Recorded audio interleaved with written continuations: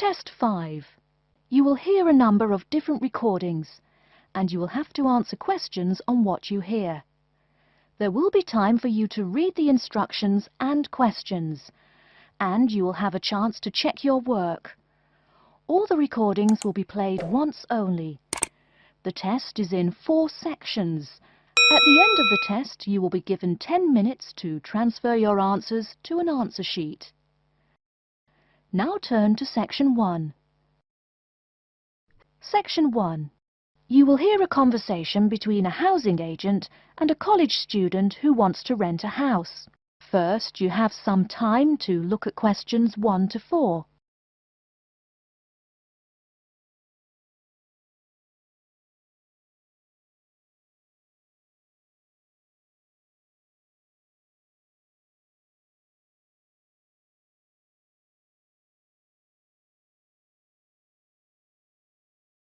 You will see that there is an example which has been done for you. On this occasion only, the conversation relating to this will be played first. Good afternoon and welcome to Habitat Hunters. You must be Joseph. Yes, that's right. You said on the phone that I could come by at 2 o'clock. Sorry, I'm a little early.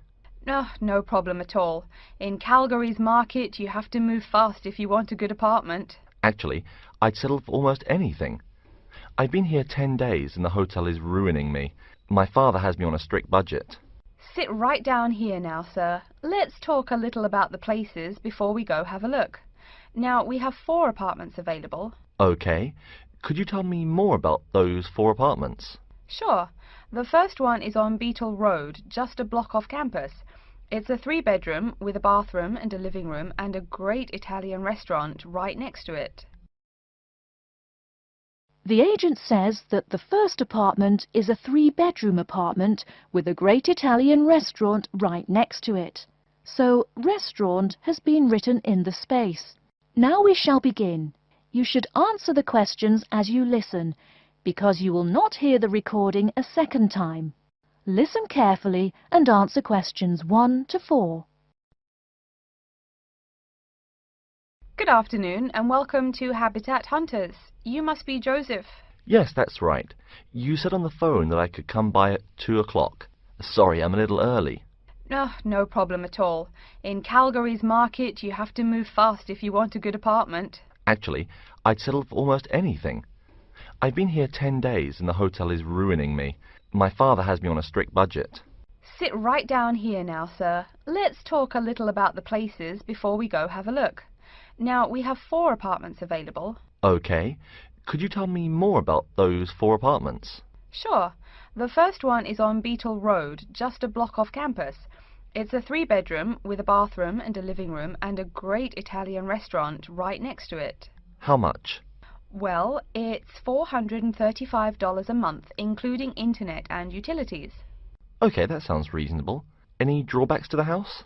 There's a really big garden, but it hasn't been taken care of over the years and is just too big to clean up nicely. That sounds okay. Tell me about the next option.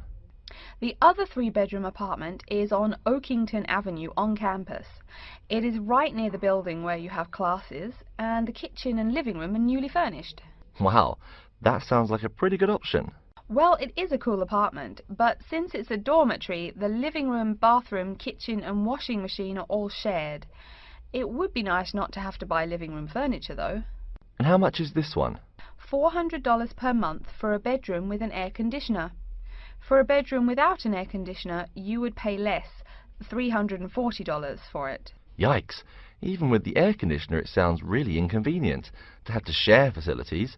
I'll never cook if I have to walk down the hall to use the kitchen. Yeah, that's true. Before you hear the rest of the conversation, you have some time to look at questions 5 to 10.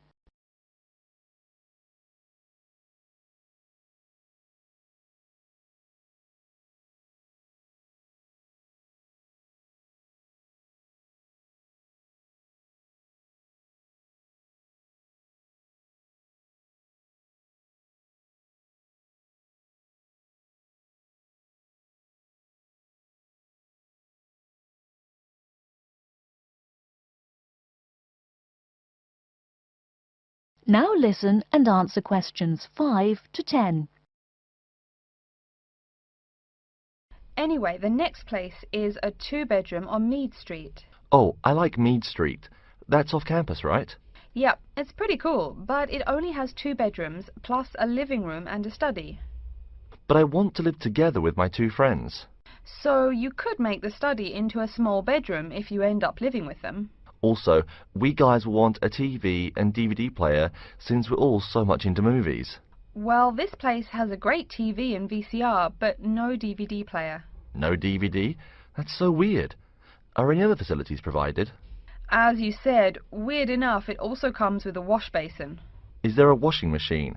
I think we need that more than just a wash basin. I'm afraid there's no washing machine in the apartment. Wow, that's so old-fashioned. Maybe it's not the best choice for 3 college guys. How much is it?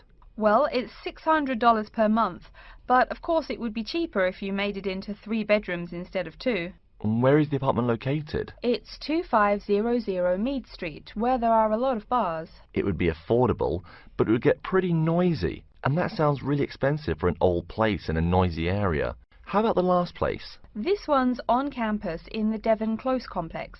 It's a 1-bedroom, so it will be a little quieter than the Mead Street place. 1 bedroom, huh? That could be good for focusing on my studies. What else does it have? It comes with a living room and a study, and includes a really nice lamp in the study that has a bunch of different settings. You know what else is cool? There's a dining hall downstairs, so all evening meals are free. You can purchase breakfast and lunch, but meals after 6 p.m. are free. Wow, this place sounds too good to be true. Is it really expensive? It's all right, $500 per month, but there's no bathroom. What? No bathroom? Well, there's no bathroom in the apartment, but there's one at the end of the hall. Thanks.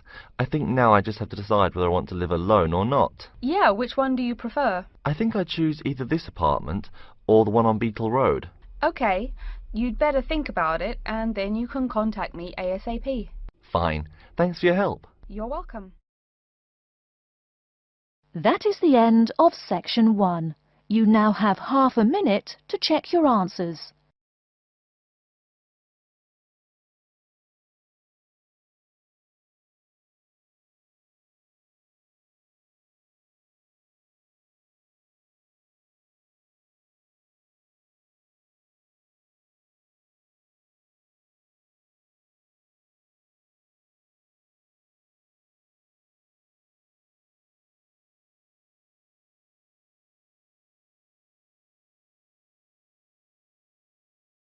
Now turn to section 2. Section 2. You'll hear a talk about the waste collection in Baltimore.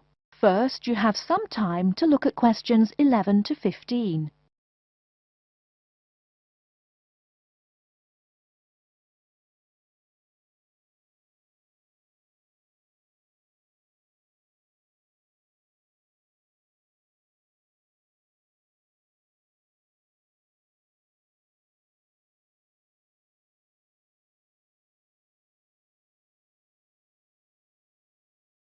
Now, listen carefully and answer questions 11 to 15. Hi folks, my name is Loretta Johnston, and I'm here from the Baltimore Department of Public Waste. Thank you for coming out to our community meeting tonight. I've got a few words to say about the waste collection here in Baltimore. First, there's the sorted collection bins themselves. They're made of sturdy, solid material, so none of your trash can seep out or puncture the bin. Also, since these things sit out on the curb overnight, rain or shine, they have to be waterproof. We can't have water getting up in it and filling up the bin. Remember to pay attention to which bin is which, and sort your waste accordingly. You should have a blue or green bin for recyclable garbage, a yellow bin for unrecyclable garbage, and a red bin for toxic waste. Our city-wide waste management is divided into 2 services. The first is commercial waste collection, or trash collection from buildings. The majority of building waste is paper, which goes in the blue or green bins. You'll notice in your office buildings there are signs that warn you not to overfill these bins. All that paper adds up, and an overflowing bin is infinitely harder for collectors to carry to the truck and empty. Aside from paper, another large source of building waste is metals. Metals such as tin and aluminium can be put in the yellow recycle bins, but metals like lead and copper should be disposed of in the red bins. These heavy metals are harmful to the environment and exacerbate our city's existing pollution problem. That's about all the information you need for building waste. Moving on to the second service, household waste collection is probably what you primarily think of when you think of what we do here. Many of the same guidelines apply, the sorting is the same, etc. Please remember to keep garbage like kitchen waste in a plastic bag. It makes collection easier and lessens the abominable rotten trash smell. Before you hear the rest of the talk, you have some time to look at questions 16 to 20.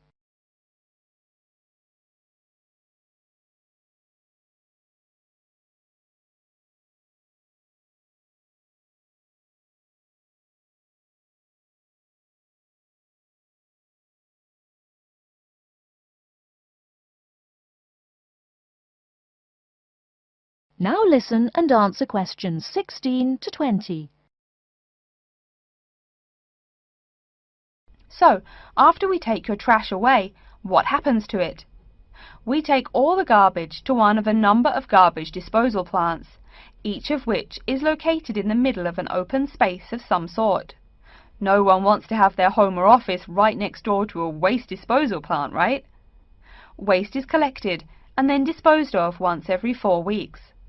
A lot of trash can build up in that time, so we're in the process of developing a plan to fund collection more frequently. Ideally, it would be collected weekly, but we will likely have to settle for bi-weekly. The garbage trucks make their rounds to clear the bins at night in order to avoid traffic. I'm sure you've seen how much waste your own household produces in a given week. Now imagine all the trash produced by all the households in Baltimore. It's a lot, right? It may surprise you that this amount is only marginal compared to commercial waste. Yep, the main waste producers are actually businesses, industrial facilities, retail and offices. Hard to believe humans produce that much waste, right? No wonder we have pollution problems. Anyway, after all incoming waste is sorted, recyclables are sent to a recycling plant, while garbage and toxic waste are transported to their respective areas of the plant for treatment. Items such as stones, which should not be disposed of in our bins, are separated out and discarded. Once the trash has undergone the treatment process, it is compacted and disposed of with all the other trash. And finally, when the landfill space is full, it is buried deep underground, and in time, something new is built on the land. That's everything about waste collection. Thank you for listening. Are there any questions? That is the end of section 2. You now have half a minute to check your answers.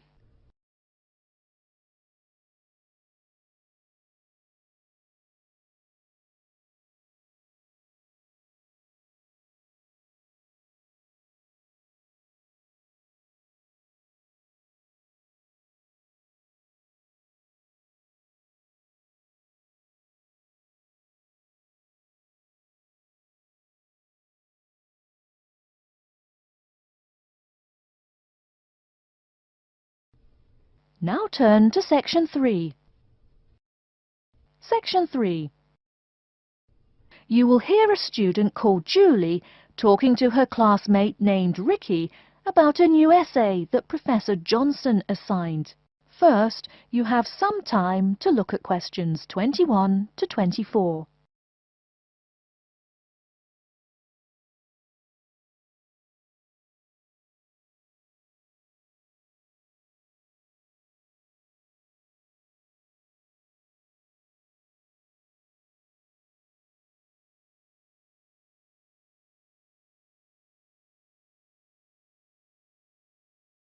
Now, listen carefully and answer questions 21 to 24.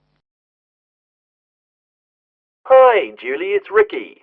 Hi Ricky, how are you? I noticed you weren't in psychology today. I'm feeling sick, so I didn't go to school today. Would you mind telling me what I missed in class? Sure thing. I'm sorry you're not feeling well.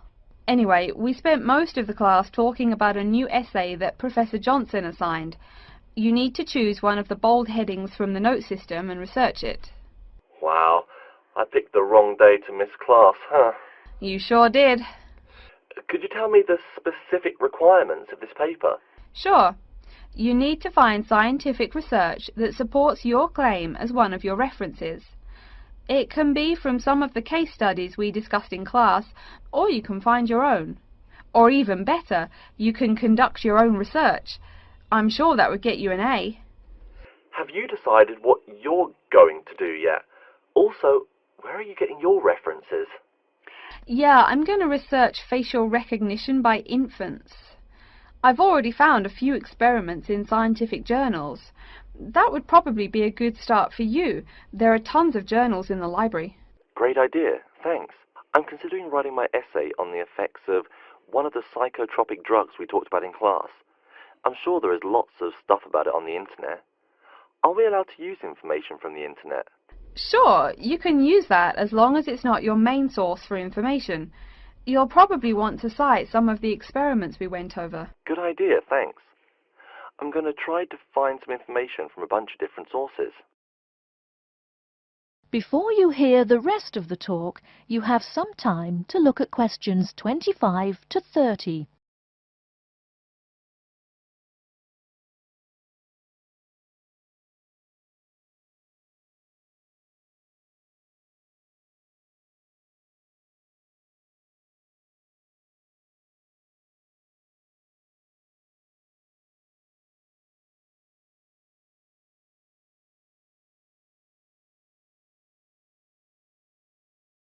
Now listen and answer questions 25 to 30.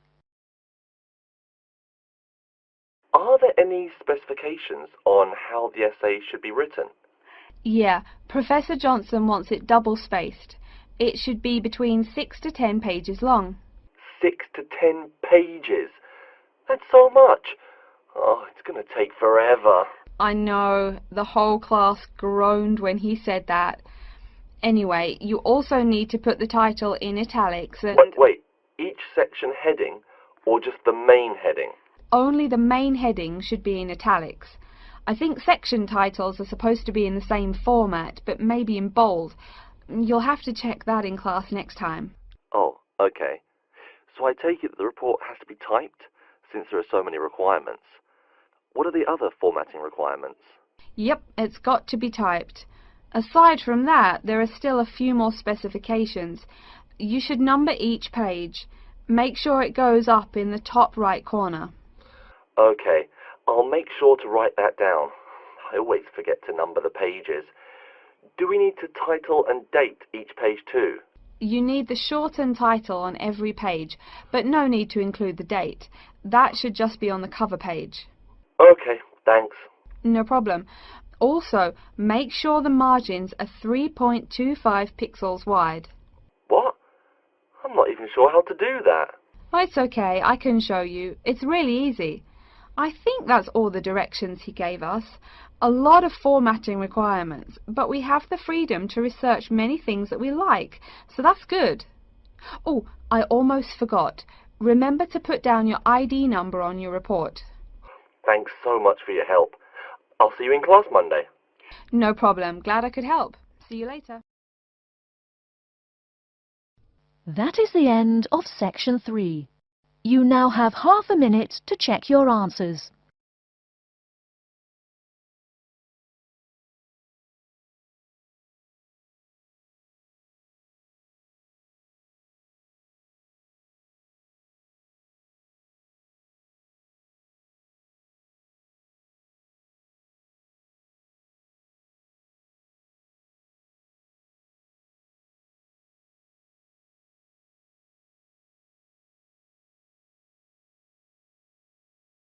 Now turn to section 4.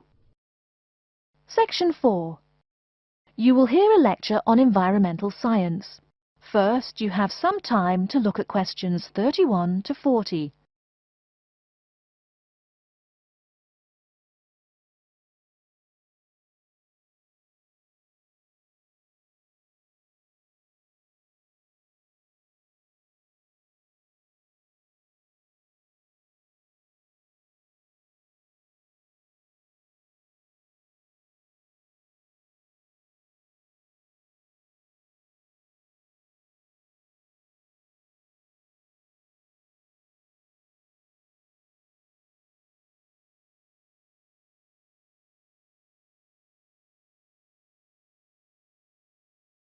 Now listen carefully and answer questions 31 to 40. Good morning and welcome to yet another lecture in environmental science. I don't think I'm telling you a secret when I mention that water is a big worry here in Australia. The stuff is scarce. Perhaps that's why we drink so much beer, eh? Seriously though, a safe and reliable source of water is one of the great concerns of people everywhere. Moreover, as the world population grows, the pressure on existing water supplies grows greater and greater. Think about it. Our economic system demands that there be more and more consumers. The growing number of people has been tied to climate change, including droughts. So more people means less water. But our economic system demands a high birth rate. Forget about oil. Soon enough you will see wars for water. Mark my words. But today I'm going to confine my remarks to Australia. As noted already, here down under the water supply is extremely scarce.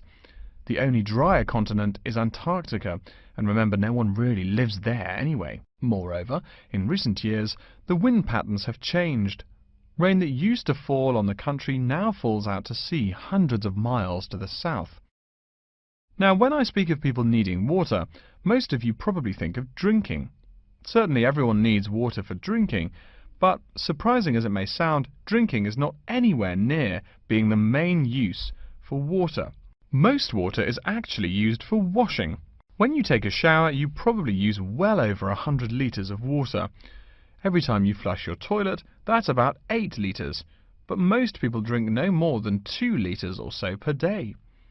So, where to get water? It could be obtained from rainwater, but often rainfall consists of other harmful pollutants that evaporated with the water.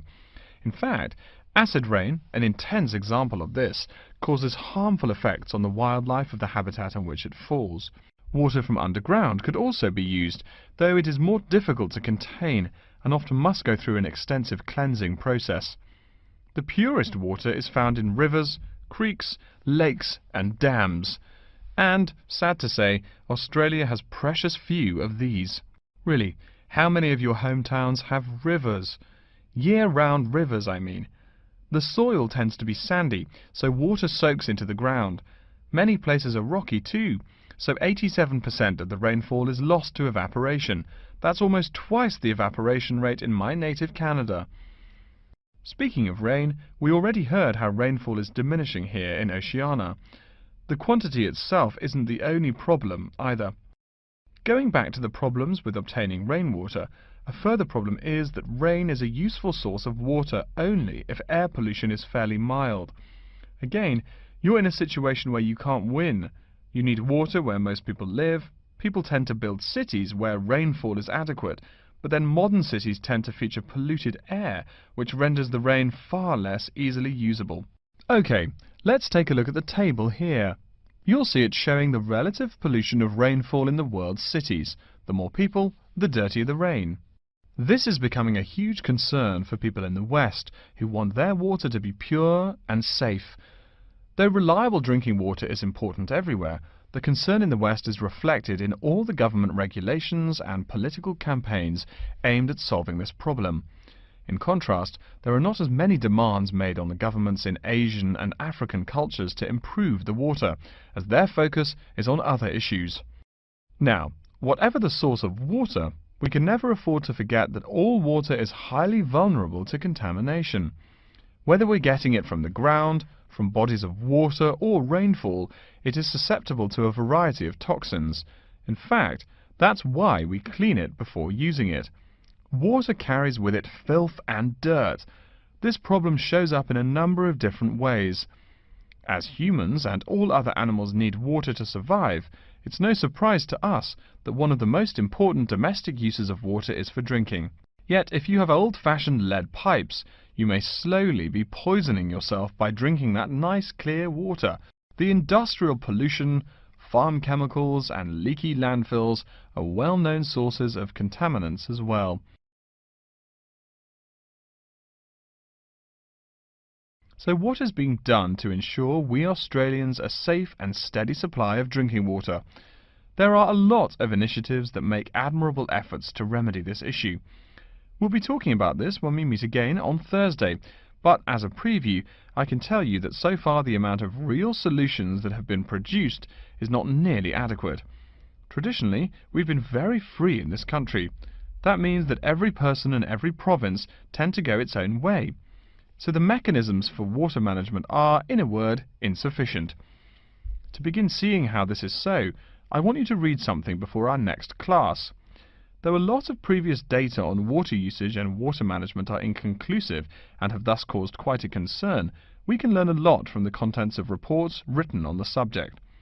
The basis for the government's water policy is the 1989 White Paper reporting on water use, present and future. If you compare the numbers offered in the paper with those in the text, you'll find that the report is rather untrustworthy.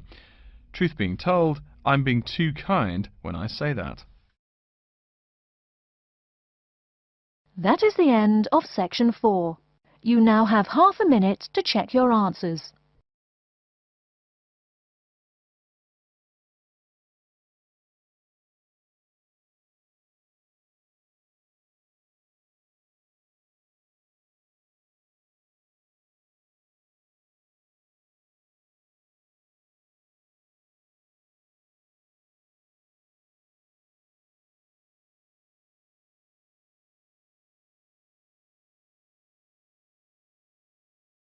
That is the end of the listening test. In the Ielts test, you will now have 10 minutes to transfer your answers to an answer sheet.